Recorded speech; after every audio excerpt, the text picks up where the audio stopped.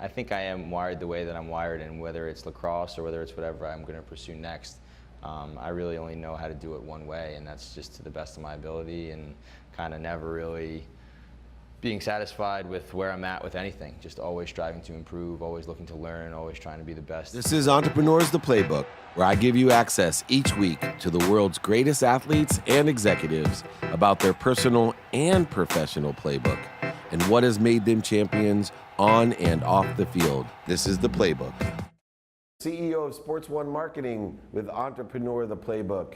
And as everyone knows, I don't believe in attacking thoughts, but I believe in the attack. And this is one key attack. This is Rob Pannell, USA Lacrosse. Also, I found out, good friend of my partner in my coaching business, Colleen Malloy, and another dear friend we share is the great Paul Rabel. Yes. Teammate of yours. Yes, teammate for a few years. So, Great guy. You know, it's interesting because I'll use Paul. You know, Paul's had an extraordinary career. Really has been one of the innovators of making lacrosse a profession and building a league that can be monetized, and you know, the first kind of $1 million player in my mind. But when you look at Paul, you're like, that guy could be, you know, a professional athlete. Yeah. He's built like it. He runs like it. You know, he's chiseled like it. Yeah.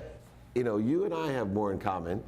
You know, you can walk the streets and someone say he's good looking enough to be a model, but I'm not thinking that, you know, professional athletes is in the cards at 5'9" maybe? Yeah, on a good day. Yeah, and so, like me, you probably grew up and no one was, you know, from the time you were born telling you, hey, don't worry, you'll be a professional athlete, you'll be representing your country, playing in college on a scholarship, all the great things that you can do. Where did you start your inspiration of, I can do whatever I believe I can do, no matter how big I am or small I am or tough I am?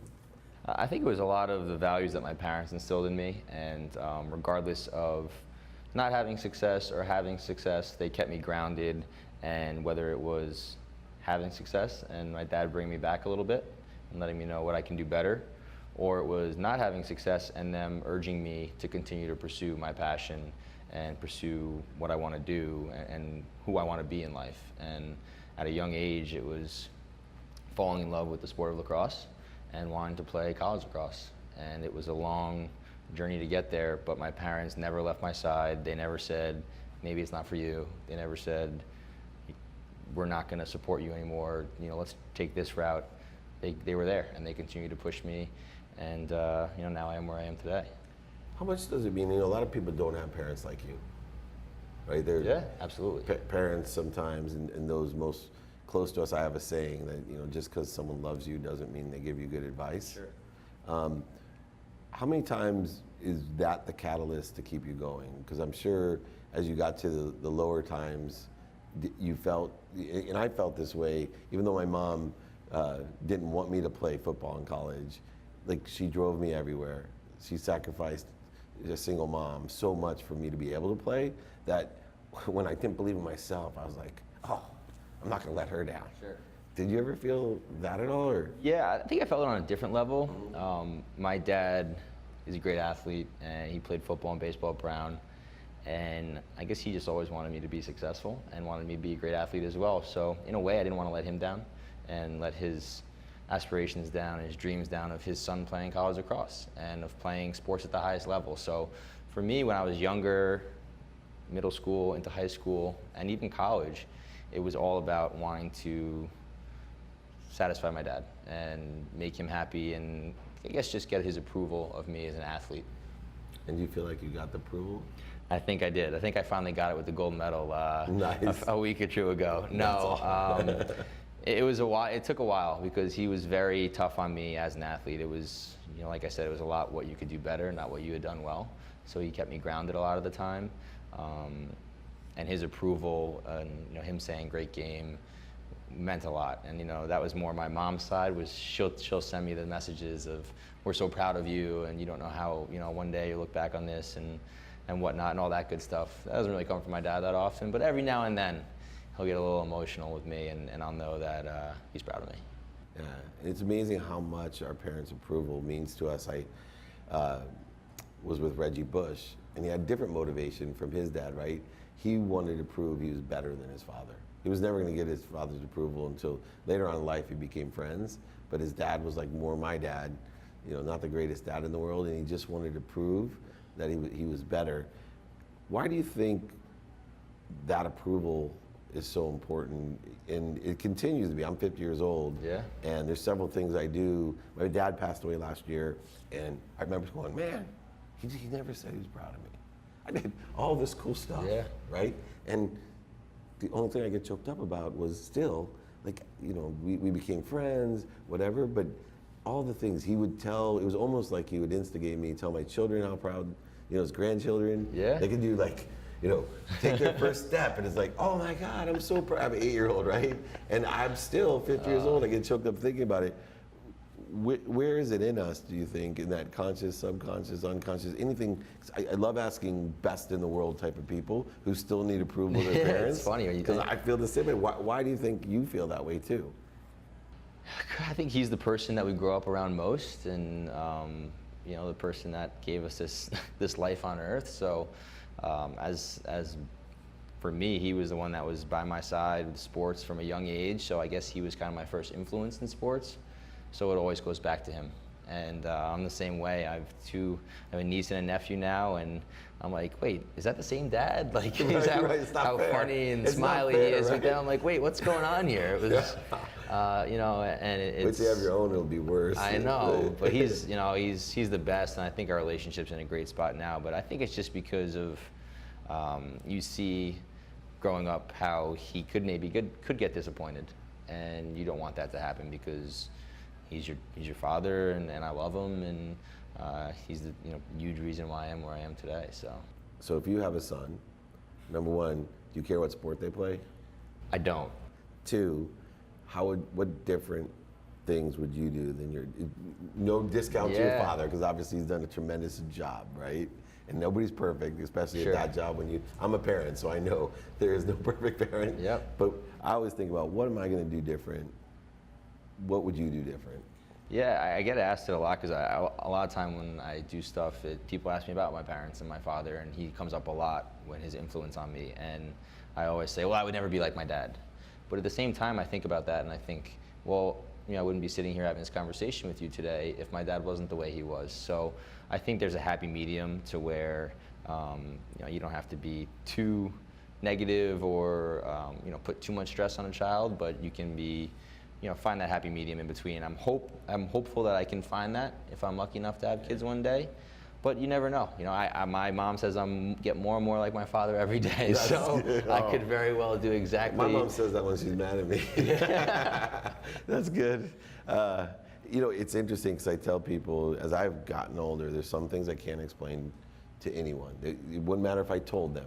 One is what it's like to be married. Two, what it's like to have children. And now that I'm 50, what it's like to start getting old. My father told me, my mom's told me, people have, I have a brother, a rabbi, that's told me all this stuff, but even if they tell you the right things that are for you, it's just impossible to tell someone what it's like. And my biggest fear as a parent is that I grew up with nothing, and it made me who I am. And great mom, but, and so now I have 4 children that lack nothing.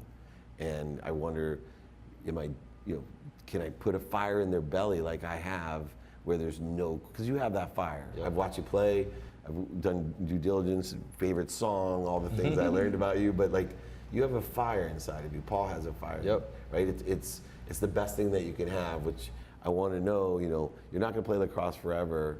And one thing I love about Paul Rabel, you have a podcast, he has a brand, there's a business to start transitioning to. Every great athlete like yourself lives 2 deaths. The day you stop playing, and then the big death. How are you going to utilize all that fire in the business world, or is that even an aspiration of yours? No, it definitely is, and I think I think I am wired the way that I'm wired, and whether it's lacrosse or whether it's whatever I'm going to pursue next, I really only know how to do it one way, and that's just to the best of my ability, and kind of never really being satisfied with where I'm at with anything, just always striving to improve, always looking to learn, always trying to be the best at whatever that is, whether it was lacrosse, and now I'm very into fitness, so it's kind of, I've changed my whole world in that, and my whole body has changed because I committed to that, as much as I used to commit to lacrosse. And And now I think as I'm getting older, it's going to be more into the business side of things. But I love to stay busy, as you do, always all over the place.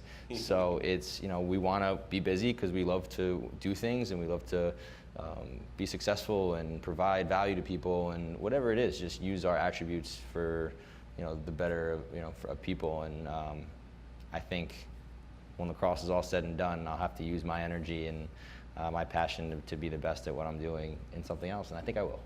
Yeah, we've already started. You have a great podcast, The Four.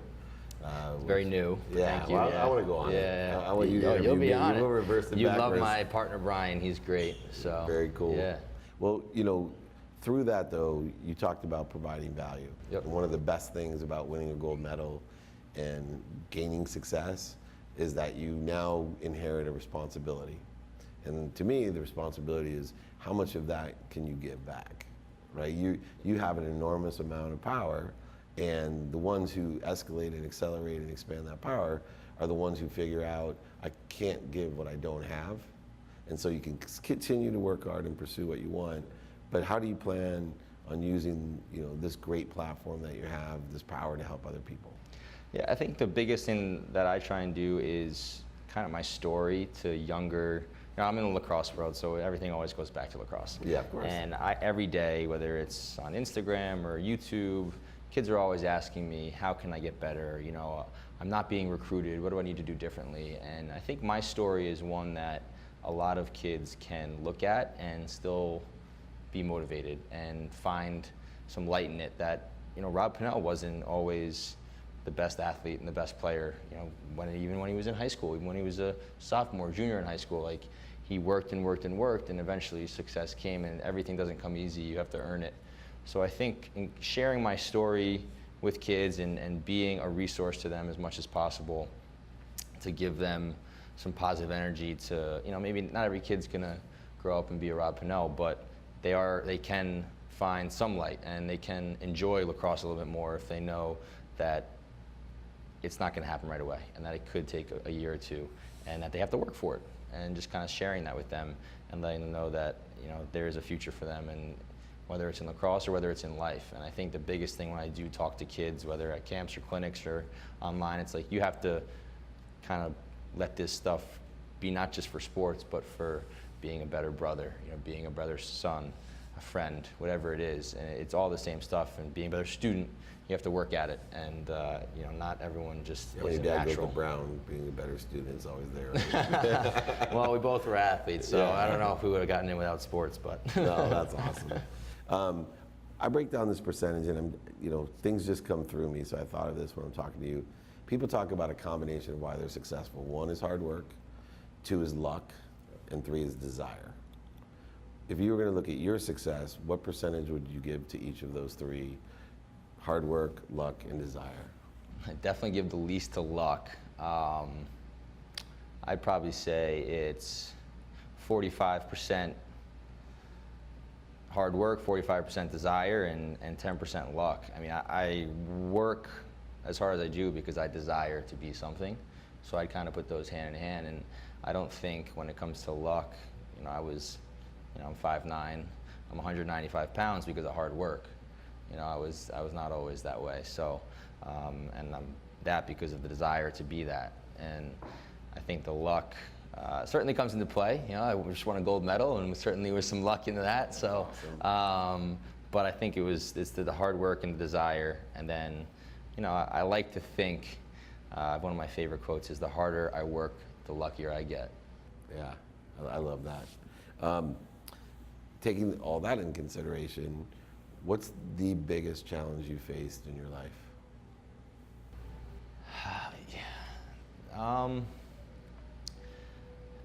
I want to say it was senior year of high school. I wasn't that highly recruited, and I went. Everyone knows that, so I don't even want to go there. It's like I wasn't recruited, so I took a PG year, and there was a lot of uncertainty. Right. It was very stressful. I ended up going to Deerfield Academy in Massachusetts for a year, and while I was there to play lacrosse in college, and I wasn't getting recruited. So I was like, why am I here? So it was a very tough challenge, a lot of uncertainty, a lot of emotions, crying to my mom on the phone. What am I doing here? Just graduated high school. I'm at a prep school. I'd say that, and then, I think in the past few years, it was a lot about me deciding what I want to do in life. I played lacrosse. I played professional lacrosse for 2 or 3 years, and in the off season, it's slow, and we have a lot of free time, and I wasn't really making the best use of my time. So I was considering pursuing a full-time career in something else, whether it was Wall Street or real estate. And I really had to dig deep and think about what I wanted to do in life, and that's when I kind of went all in on lacrosse. And now I have the podcast, and I'm in the fitness scene, and YouTube channel, and I got my right-hand man Owen with me, who follows me around and gets content. So I really kind of went all in there too. But that was like a tough time as well, because you doubt yourself a lot, and kind of what do you want to do? You think about, I spent my whole life trying to be this lacrosse player, and now I'm going to just give it up like that. Should I? Should I not? So a lot of uncertainty there as well. What do you think you learned most about, when you weren't being recruited at the prep school? What was the big lesson that you learned and have used? I think it was just to use, the biggest thing was to not keep it to yourself, and to use the people around you to help solve your problem, and even just to voice your concerns to, because I think a lot of time when problems go wrong, we're introverts and we keep it to ourselves rather than me talking to my mom or talking to my friends. And I think that happening at prep school prepared me for things that happened later in life when things were going wrong. Like, don't just keep it in, keep it, talk to people about it, and have your best friends or your family be a resource, your coaches, whatever it is. And had I kept in the recruiting problems, I probably wouldn't have went to Cornell, because 2 of my friends at Deerfield ended up going on their official visit to Cornell, and they mentioned to the coach that they had a kid that wasn't getting recruited, and he had nowhere to go. And sure enough, I ended up at Cornell. So. Yeah, isn't that amazing? Looking at everything that you do, what would you like your legacy to be? I know you're still young in creating that, but what legacy would you like to leave? I think what we talked about is kind of just the recruiting in sports is tough, and it's challenging for kids to not really, it's a struggle for kids to realize in high school that they may not be able to achieve their dreams, and it's tough. So I think to kind of, in the lacrosse world, be that example for kids to be able to look to if they aren't necessarily going on the path where they think they should be, or being recruited by the schools they think they should be, but to continue to work at it. And I think if they continue to work at it, they're going to better themselves, they're going to become a better person. And if it doesn't work out in the end, if they don't play college lacrosse at the highest level, but they learn things along the way, and they learn how to be a great worker, and how to really be passionate about something, and give your all for something, then they'll be a better off person because of it. And I think I would love to be that example in the lacrosse world of someone who almost didn't play college lacrosse to someone that ended up playing at the highest level.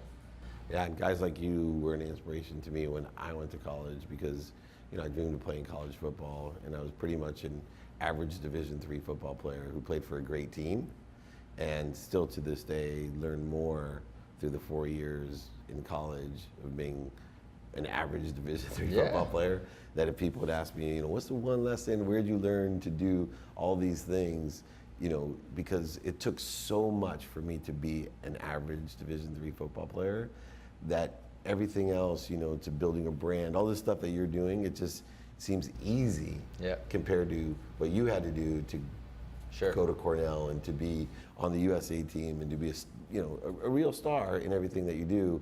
All of those lessons are learned. So I think that's a great legacy, which I've been blessed by mentors like you, people that most people would know who they are, that those dreams of hey, I just stuck to it. And I love the fact that you're vulnerable enough to be radically humble to say, hey, I'm having this problem.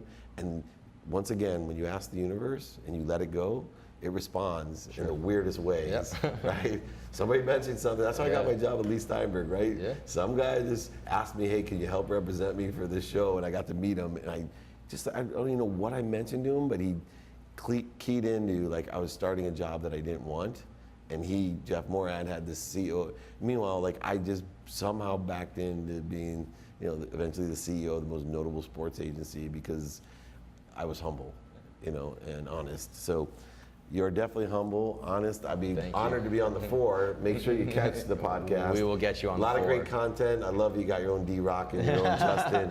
We it's talk the key about to life D-Rock a lot. Yeah, we get trained over there. Yeah, we were over there yesterday. So yeah, they're awesome, aren't they? Great. Well, thank you so much. Thank you for having me. Anytime. This is Dave Meltzer with Entrepreneur, The Playbook.